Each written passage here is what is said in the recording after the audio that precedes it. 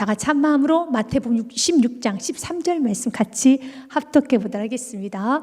예수님께서 필립보 가이사랴 지방에 이르러 제자들에게 물어 이르시되 사람들이 인자를 누구라 하느냐. 아멘.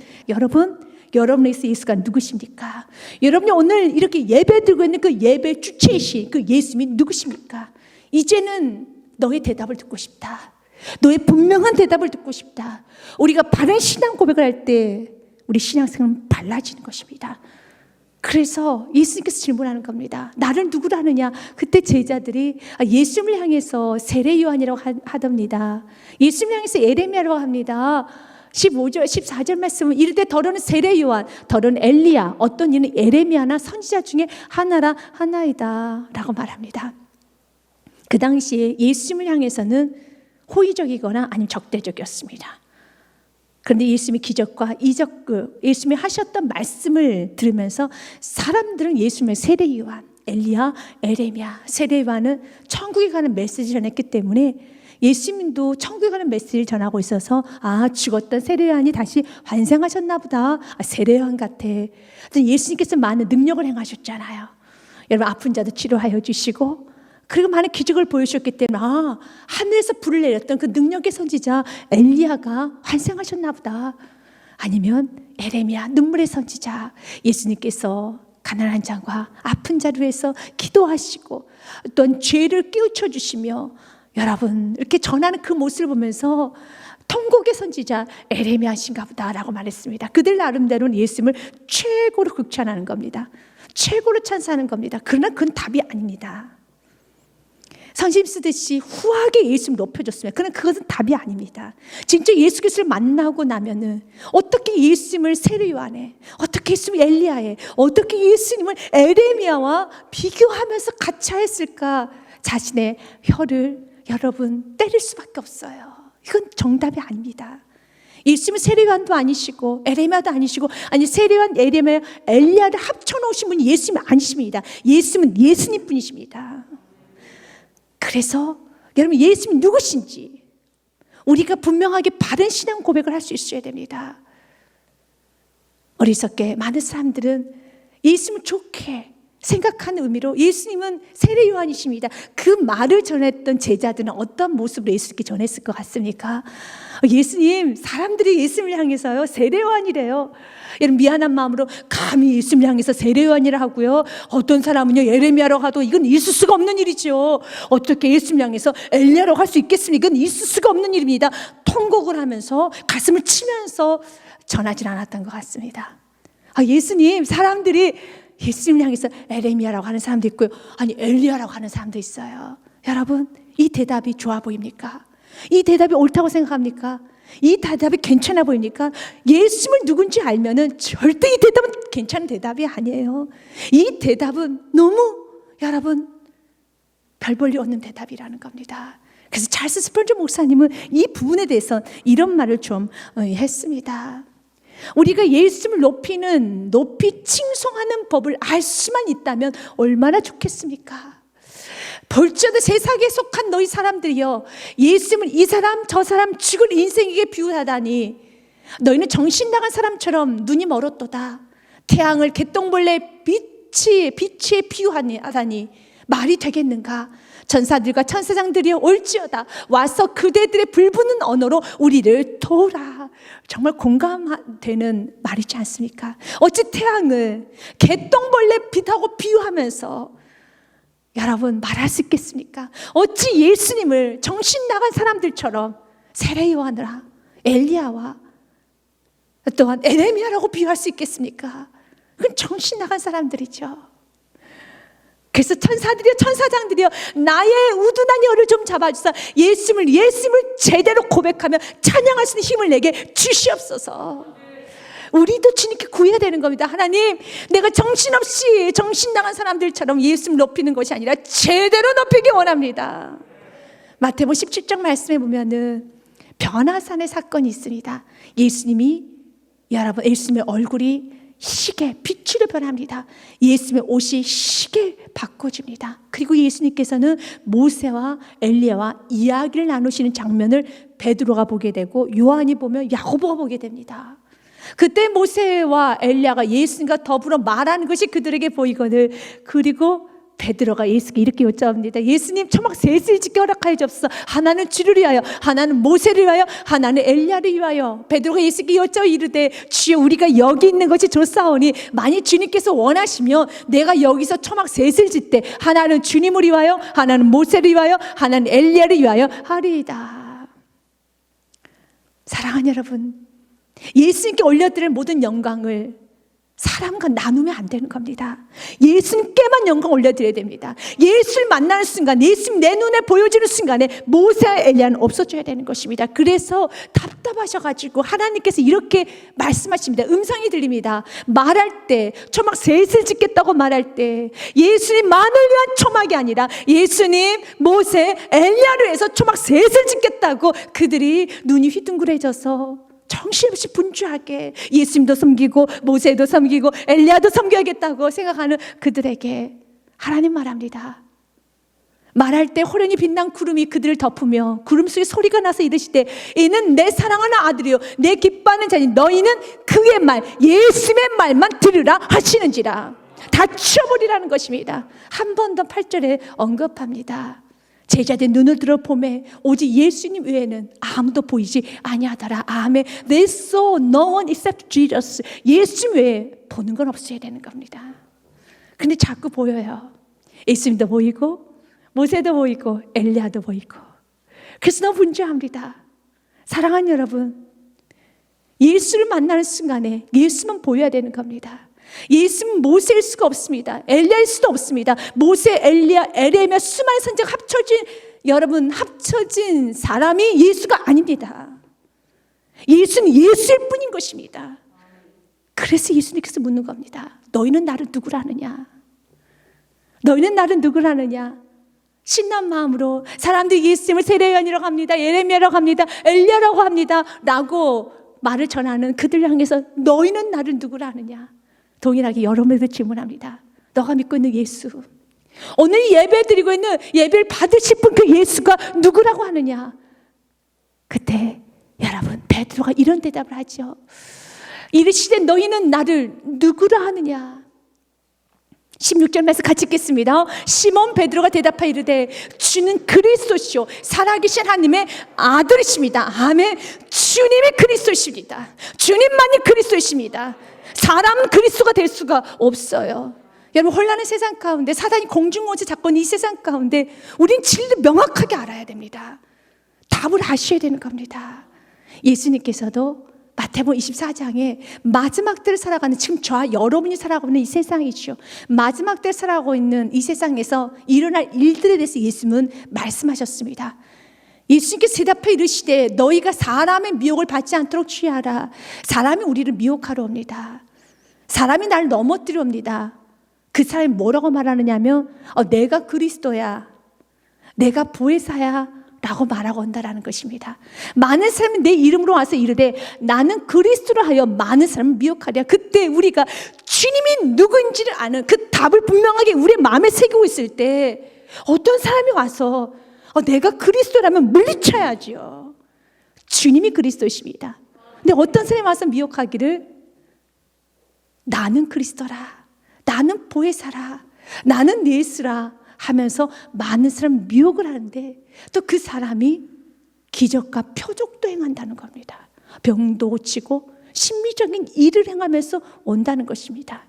24절과 25절, 26절 말씀까지는 거짓 그리스도들과 거짓 선자들이 일어나 큰 표적과 기사를 보여 할 수만 있으면 택하신 자들, 믿는 성도들, 그리스도인들을 미혹하리라. 표적을 보여주면서, 여러분 기사를 보여주면서, 여러분 엘리야가 능력이 있기 때문에 예수님을 엘리야로 보았고요. 또한 모세, 대단한 인물이죠. 이 세상에는 엘리야보다 그 이상의 기적과 표적을 일으킬 수 있는 사람이 있을 수도 있습니다. 그러나 사람은 그리스도가 될 수가 없습니다. 주님께서 오늘 우리에게 말하는 겁니다. 너희들 엘리야가 크게 보이냐? 아니, 앞으로 너희들 세상에 살아가는 동안에 엘리야보다 더 큰 능력의 삶을 올 것이다. 그러면 그가 그리스도느냐? 아니에요. 예수께서 어떤 기적도 보이지 않는다 할지라도, 예수님께 십자가에서 그냥 머물러 계신다 할지라도 그분이 그리스도는 오직 예수밖에 없다는 것입니다. 기적과 표적이 있다 해서 모세가 큰 인물이지요. 모세는 대단한 인물이에요. 엘리야는 대단한 능력의 선자입니다. 그냥 그는 그리스도가 될 수가 없어요. 표적과 기사가 행한다고 해서 그리스도가 되는 것이 아닙니다. 그리스도는 오직 예수밖에 될 수 없습니다. 그들은 할 수만 있으면 택하신 자들을 미혹하러 올 것입니다. 표적과 기사를 행하면서. 그리고 딴 그들은 말하기를 이곳에 구원이 있다 하면서 가정을 떠나게 할 것이고 일자리를 떠나게 할 것이라는 겁니다. 그래서 보라, 내가 너희에게 미리 말하였노라. 그러면 사람들이 너희에게 말하되, 보라, 그리스도가 광야에 있다 해도 나가지 말고, 보라, 골방에 있다 해도 믿지 말아라. 여러분, 예수님은 어떻게 만나셨습니까? 우리가 예수를 먼저 찾아가고 예뻤습니까? 아니죠. 어느 날 예수님이 나를 찾아오셔서 나에게 말씀을 다가오셨고 내 마음의 문을 두들기셨고 내가 예수님을 믿을 수 있도록 예수님께서 내 말 만지셨습니다. 하늘에 계신 하나님께서 이 땅 인카넷에 내려오신 것처럼 예수를 만나는 사건은 위에서 아래로 오는 겁니다. 우리가 찾아다니는 것이 아니에요. 구원도 마찬가지고요. 마지막 때도 마찬가지입니다. 이것은 중요한 맥 중에 하나입니다. 예수님 나를 찾아오신 것처럼 우리가 구원받기 위해서 구원받을 장소에 가서 펄쩍펄쩍 뛰고 있는 것이 아니라 예수님이 찾아오시는 거예요. 당신의 자녀들이 당신께서 찾아오시는 것입니다. 마치 처음에 예수님 나를 찾아오셨던 것처럼 예수님 나를 찾아오십니다. 그러니 광야에 있다도 가지 말아라. 골방에 있다도 가지 말아라. 그래서 예수님 우리에게 말씀하셨어요. 또한 그 시와 그때도 너희가 알 수가 없단다. 이것이 36절 말씀에 예수님께서 중요하게 언급하셨던 부분입니다. 그러나 그날과 그때는 아무도 모르나니 하늘의 천사들도 아들도 요새 아들은 예수 그리스도 본인 자신을 말합니다. 예수님은 하나님이세요. 그러나 이 땅에서 아들로서 오셨을 때, 예수로서 삶을 사셨을 때는 예수님은 마지막 그 시와 그때 대해서는 함구하셨습니다. 오직 아버지만 아시느니라. 그렇기 때문에 성경 어느 곳에도 그 시와 그때를 알 수 있는 건 없습니다. 그런데 많은 사람들은 내가 그리스도라고, 자신이 그리스도라고 너희에게 다가올 것이다. 그래서 우리는 분명한 신앙 고백을 해야 돼요. 사도 베드로가 뭐라고 고백합니까? 주님이 그리스도이십니다. 사람은 그리스도가 될 수 없고 주님만이 그리스도. 그리스도는 여러분 히브리어로 메시아입니다. 구약의 선지자들이 여러분 말씀하셨던 그 선지자들이 말씀하셨던 그 메시아, 그것을 헬라어로 그리스도라고 합니다. 당신이 여러분 구약에서 선지자들이 말씀하셨던 그 메시아가 바로 당신이십니다. 그리스도 당신이십니다. 창세기 3장 이후 아담과 하와가 범죄하고 난 이후서부터 성경에서는 곳곳에 기록해 놨어요. 이 땅에 오실 예수 그리스도에 대해서, 구원자신 예수 그리스도에 대해서. 죄를 구원하실 분은 오직 예수 그리스도밖에 없어요. 죄를 구원하실 유일한 구원주는 예수 그리스도밖에 없습니다. 그래서 마태복음 1장 21절 말씀에 주님 이렇게 말씀하십니다. 아들을 낳으리니 이 땅의 구약에서 애어난 그 메시아가 이 땅에 올 것이니 그 아들의 이름을 예수라 하라. 그 뜻이 무엇입니까? 같이 읽습니다. 아들을 낳으리니 그 이름을 예수라 하라. 이는 그가 자기 백성을 그들의 죄에서 구원할 자신임이라 하니라. 아멘. 예수라 하라. 예수의 뜻이 무엇입니까? 자기 백성을 그들의 죄에서 구원할 자, 구원자 예수 그리스도라는 겁니다. 예수님은 구원자이십니다. 주님은 구원자이십니다. 주님만이 그리스도이십니다. 수많은 능력의 삶이 온다 할지라도, 모세 같은 인물이 또 나타나 할지라도 모세는 그리스도가 될 수 없고 오직 예수님만이 그리스도가 될 수 있습니다. 우리 죄를 해결해 주실 분은 예수님밖에 없어요. 그래서 여러분들이 주님을 바라보셔야 돼요. 죄를 바라본다고 해결되는 것은 아닙니다. 죄를 묵상하다 해결될 수 있는 건 아닙니다. 예수를 바라보셔야 되는 겁니다. 모세를 바라본다고 내가 구원받습니까? 아니죠. 모세는 율법의 상징이죠. 그 모세가 했던 일은 모세뿐만 아니라 에레미야가, 세례 요한이, 또한 엘리야, 수많은 선지자들이 했던 일은 동일한 한 가지입니다. 모세를 비롯하여서요, 인간이 죄인임을, 인간이 무능한 존재임을, 인간 아무것도 할 수 없는 존재인 것을 그대로 드러내 주었습니다. 그리고 누구를 소망하게 만들어줬습니까? 모세나 엘리야나 에레미야나 이사야나 세례요한이나 수많은 선지자들이 인간은 죄인입니다, 인간은 무능력합니다, 인간은 아무것도 할 수 없는 존재입니다를 그대로 드러나면서 누구를 소망하겠습니까? 예수 그리스도. 예수 그리스도를 바라볼 수 있도록 그들은 통로가 되었어요. 모세는 우리를 구원할 수 없어요. 죄만 들여다본다고 죄가 씻어지는 게 아닙니다. 내가 죄책감에 눌려 산다고 해서 내 죄에서 내가 자유케 되지 않아요. 죄를 보면서 겸손해지지 않습니다.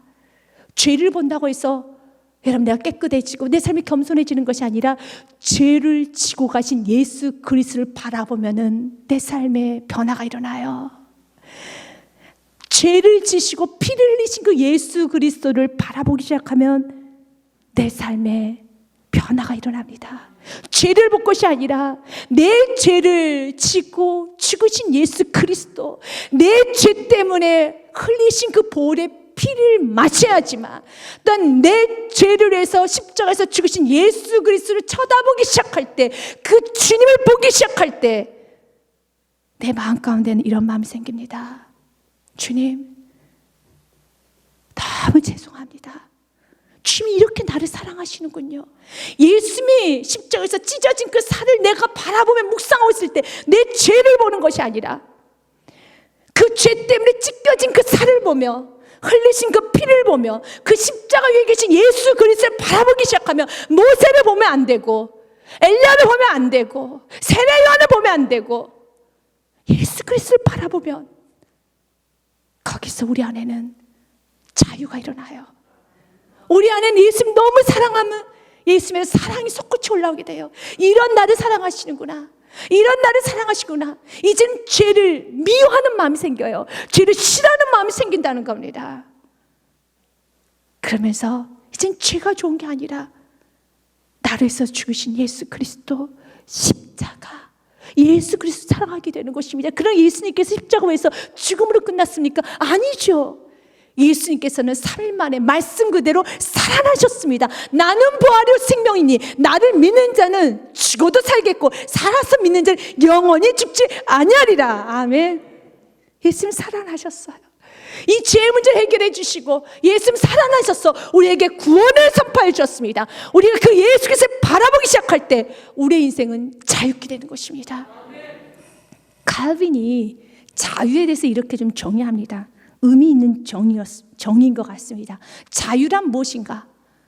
자유란 해야 할 것을 할 수 있고 하지 말아야 할 것을 하지 않을 수 있는 것이다 라는 말합니다. 해야 할 것을 하고 하지 말아야 할 것을 하지 않을 수 있는 인생, 자유한 인생이에요. 여러분 지금 자유합니까? 여러분 지금 자유합니까? 그러면 부자유란 무엇일까요? 부자유란 무엇인가? 해야 될 것을 알면서도 할 수 없는 것이요, 하지 말아야 할 것을 알면서도 하고 있는 것이 부자유입니다. 이 부자유를 성경적 용어로는 죄의 종이 됐다고 하죠. 해야 될 걸 알아요. 압니다. 그래도 할 수 없어요. 또 하지 말아야 되는 걸 알면서도 하고 있어요. 그게 부자유고 죄의 종이 된 거예요. 인간이 모르는 게 아닙니다. 이거 내가 해야 되는데, 이것도 하지 말아야 되는데, 알면서도 하고 하지 말아야 되는 것을 알면서도 하고 있는 내 자신, 죄의 종이 되어버렸어요. 이것은 인간의 힘으로 끊어낼 수가 없습니다. 진리가 너희를 자유케 하리니, 진리만이 자유케 할 수 있습니다. 이걸 끊어낼 수 있는 것은 예수 그리스도를 보셔야 돼요. 예수 그리스도를 바라보면서 예수님 나 같은 부자유한 인생, 알면서 어찌할 수 없는 그 인생 가운데 주님, 이 모든 걸 해결할 수 있는 분은 그리스도 당신밖에 없습니다. 그런 삶은 죽을 힘을 다해서 자신 부자유한 인생이라는 걸 안다라면, 자신 부자유한 인생이고 이렇게 연약하고 무능한 인생을 안다라면 죽을 힘을 다해서 예수 그리스도를 찾아요. 여러분 예수께 예배합니다. 그분의 말씀만 듣습니다. 오직 에레미야, 엘리야나 모세가 보이는 것이 아니라 예수님 나를 살려주시옵소서, 예수님 나를 도와주시옵소서. 내 인생은 부자유한 인생입니다. 내 가정은 부자유한 가정입니다. 예수님 도와주세요. 예수님께 나아가게 됩니다. 예수님을 찾게 됩니다. 지금 사람들은 예수님 향해서 세례요한이라고, 에레미야라고, 엘리야라고, 또한 베드로는 말하기를 모세를 위해서도 엘리야를 위해서도 그리고 물론 예수님을 위해서도요. 다 틀린 답입니다. 예수님 말만 들어라. 예수님만 바라보아라. 주님만이 그리스도가 될 수 있습니다. 주님만이 구원자이십니다. 이 모든 질척거리는 내 삶을 해결할 수 있고 죄 문제를 해결할 수 있고 모든 문제를 해결할 수 있는 유일한 분은 예수 그리스도밖에 없습니다. 그래서 여러분 베드로는 주님이 그리스도라고 고백할 때 우리 예수님은 너무너무 기뻐하셨어요. 또한 주님은 그리스도일 뿐만 아니라 그가 이런 고백을 합니다. 주님은 그리스도시고요, 또한 살아계신 하나님의 아들이십니다 라는 고백을 합니다. 살아계신 하나님의 아들이시라는 것, 스스로 영원토록 지존하신 하나님의 아들이십니다. 영원토록 지존하신, 과거에 끝난 예수가 아니라, 성경에 기록돼서 맞춰진 예수가 아니라 그 예수님은 오늘도 살아 역사하시고 앞으로도 살아 역사하시는 그 예수님 살아 역사하십니다. 예수님의 무덤 앞에서 울고 있는 마리아, 여러분 그는 예수님이 죽은 줄 알고 그러나 너무 사랑해서 예수님 몸에 향품을 발라드리기 위해서 여러분 무덤에 찾아갔어요. 그런데 예수님의 시신이 없어졌습니다. 펑펑 웁니다. 당연하죠. 예수님의 시신이 있지 않죠. 예수님은 살아나셨기 때문에. 펑펑 울고 있는 그 마리아를 향해서 마태복음 28장에 그 여인에게 이렇게 말하죠. 그가 여기 계시지 않고 그가 말씀하시던 대로 살아나셨느니라. 와서 그가 누우셨던 것을 보라. 아멘. 말씀하셨던 대로 살아나셨느니라. 그 말씀은 오늘도 역사하여 이루십니다.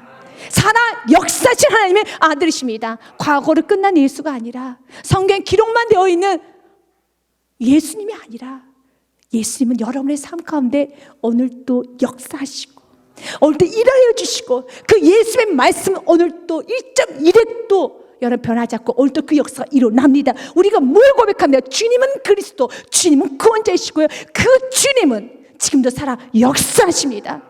그래서 예수님의 또 다른 이름이 무엇인지 아십니까? 임마누엘이에요.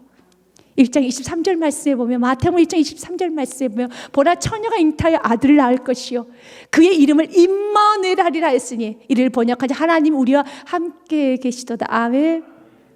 여러분, 하나님 우리와 함께 계시다. 임마누엘. 하나님 우리와 함께 계십니다. God is with us. 우리 함께 하십니다. 어떤 God is for us. 우리를 위해 계십니다. God is in us. 우리 안에 계십니다. 하나님 우리와 함께 하시는데 그 하나님은 살아 역사하셔요. 불꽃과 눈동자 살아 역사하셔서 내 작으심도 들으시고 내 삶을 운행하여 주시고 내 삶의 모든 것을 다 지키시고 보호하시고 인도하여 주십니다. 또 내가 내게 이르노니 너는 베드로라. 내가 이 반석 위에 내 교회를 세우리니 음부의 권세가 이기지 못하리라. 교회가 무엇입니까? 예수님을 주로 고백한 여러분 믿음의 공동체죠. 그 공동체, 그 교회는 음부의 권세, 어떤 강력한 음부의 권세도 제대로 예수님, 주님만이 그리스도시고 주님만이 살아계신 하나님의 아들이십니다 고백하는 그 교회가 모인, 그 성도가 모인 교회는 음부의 권세가 이기지 못하리라.